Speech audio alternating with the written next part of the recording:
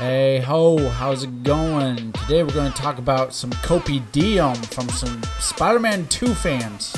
So for those who don't know, Spider-Man 2 received several nominations for this year's Game Awards, including Game of the Year, and it lost to Baldur's Gate 3, and Spider-Man 2 fans are seething hard. Like, you can see it all over the internet, from X, Twitter to TikTok. All these Spider-Man 2 fans being, well, let's just say it, toxic as hell. Now, before we get too far into it, I'm just going to say this, get this out of the way. I have not played Spider-Man 2 or Baldur's Gate 3. I have played the first Spider-Man game on the PS4, and I have played Larian Studios' previous games, Divinity Original Sin 1 and 2. So while I have not played the games, I am familiar with Larian Studios' work, and I am familiar with how Insomniac has built their Spider-Man franchise. Now, there are several reasons why Spider-Man 2 lost to Baldur's Gate 3. First of which, Spider-Man 2 was too safe.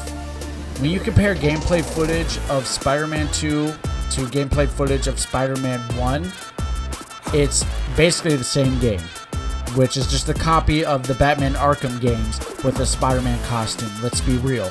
And if you don't believe my words about Spider-Man 2 being safe, you can go and watch Angry Joe's review. He does a deep, comprehensive review of the game, and even he says it's too safe. And with Larian Studios, when they made Baldur's Gate 3, I'm just going to keep that in. When they made Baldur's Gate 3, they took a huge risk, because they could have easily just made a third Divinity Original Sin. But no, they loved Dungeons & Dragons so much that they got the IP from a franchise that was essentially dead. Because we have not seen a Baldur's Gate game in over a decade. So for them to get this essentially dead IP and make one of the greatest RPGs ever made, I mean, according to literally everyone on the internet who has played it, that was a huge risk, because they could have just been safe themselves and just made a third Divinity Original Sin. And that's one of the main reasons why Baldur's Gate 3 is so revolutionary, because it's this huge risk from a studio that honestly has been a huge underdog, because they went from needing a Kickstarter campaign to make the first Divinity Original Sin game to being, well, Game of the Year award winners for making a game that has, if you looked all over the internet when Baldur's Gate 3 came out, it has changed the whole industry as a whole. And people expect Spider-Man 2, a very safe sequel, to get Game of the Year, when it's going against an RPG that has changed the whole industry. Sorry, Spider-Man 2 fans, there's no way. And of course, what really bugs me about these toxic Spider-Man 2 fans is how they are basically saying, oh, because the combat is turn-based, it's garbage. No, some of the best games are turn-based combat games. Look at the XCOM games. Those are fantastic. Look at Final Fantasy. Hell, Final Fantasy VII, the first one, the OG Final Fantasy VII, not the remake, has been considered one of the greatest games ever made. And it's turn-based combat. Turn-based combat has been in video games for a long time, and some of the best video games ever made have had turn-based combat. And all those Spider-Man fans complaining about turn-based combat obviously do not understand video games and the history of video games, because to make that complaint is ridiculous. Because again, many games in the past that are considered some of the best games ever made have turn-based combat in them.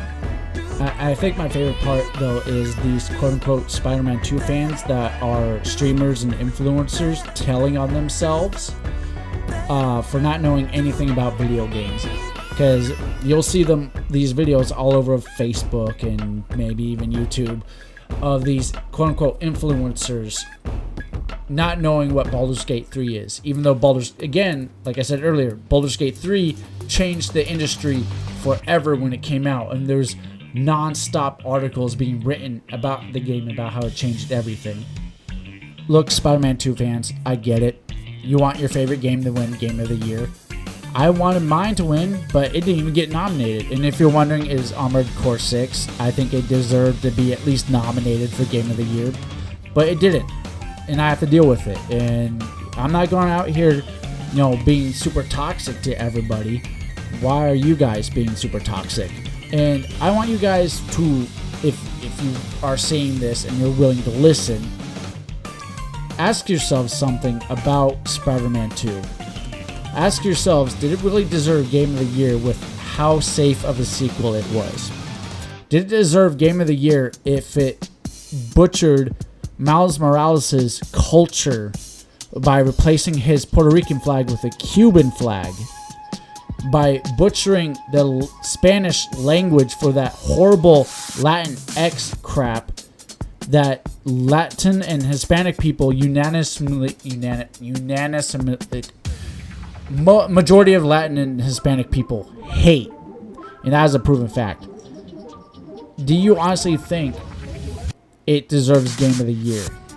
Because honestly, when you sit down and think with how safe of a game, how it doesn't even care about the Latin or slash Hispanic people, even though one of the main characters is half Puerto Rican.